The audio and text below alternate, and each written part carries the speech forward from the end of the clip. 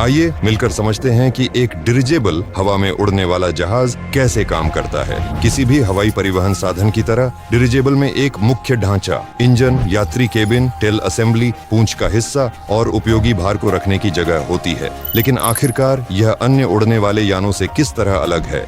आइए इसकी तुलना विमान से करें। विमान की उठाने वाली शक्ति उसके पंखों पर बनती है। इसके लिए गति आवश्यक है, जिसे बनाए रखने के लिए विमान लगातार ईंधन खर्च करता है। अब हेलीकॉप्टर से तुलना करें। यहाँ पूरी ताकत रोटर ब्लेड से मिलती है, जिससे लगातार ईंधन की खपत होती है। इसके विपरीत एयरशिप डिरिजेबल में उठाने शक्ति संरक्षित रहती है। यह स्थिर है, न कहीं जाती न खर्च होती। उठाने गैस हीलियम हवा से हल्की होती। यह एयरशिप के ढांचे के भीतर होती, ऊपर खींचती। आर्किमिडीज की शक्ति है। शक्ति हीलियम से भरे थैलों में बंद रहती है, जो बहुस्तरीय मिश्रित सामग्रियों से बने होते हैं, मजबूत, हल्के और विश्वसनीय।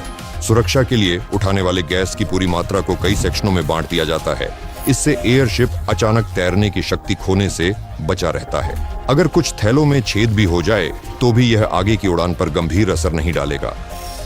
एयरशिप का अगला महत्वपूर्ण हिस्सा है इसका कठोर ढांचा। यह सभी बाहरी दबावों को सहन करता है और आंतरिक बलों को वितरित करता है। ढांचा वायुगतिकीय एरोडायनामिक कार्य भी करता है। हर एयरशिप को निर्धारित गति के अनुसार डिजाइन किया जाता है। एयरशिप 100 से 150 किलोमीटर प्रति घंटा की गति पर सबसे प्रभावी होते हैं। इनके लिए धीमी गति वाले प्रोपेलर के साथ इलेक्ट्रिक मोटर उपयुक्त हैं, जिन्हें पर्यावरण के अनुकूल और दीर्घकालिक माइक्रो टर्बाइनों से चलाया जाता है, जिनमें हीट एक्सचेंजर लगे होते हैं। यह संयोजन बहुत अच्छा दक्षता अनुपात देता है। पूंछ का ढांचा टेल यूनिट एयरशिप को दिशा में स्थिर रखता है, जिससे बिना अधिक ऊर्जा खर्च किए उसे मोड़ना संभव होता है, और उड़ान के दौरान यह अतिरिक्त लिफ्टिंग फोर्स भी उत्पन्न करता है। जैसे किसी भी आधुनिक उपकरण में, एयरशिप में भी सब कुछ स्वचालित है। सभी नियंत्रण प्रणालियां एक केंद्रीय कंप्यूटर द्वारा नियंत्रित होती हैं। नए एयरशिप की क्षमताओं की कल्पना करना आसान है अगर आप मन ही मन स्मार्टफोन की तुलना पिछले युग के मैकेनिकल अबेकस से करें। एक दूरस्थ ऑपरेटर आसानी से पूरी दुनिया में उड़ान भरने वाले मालवाहक ड्रोन के पूरे बेड़े को नियंत्रित कर सकता है।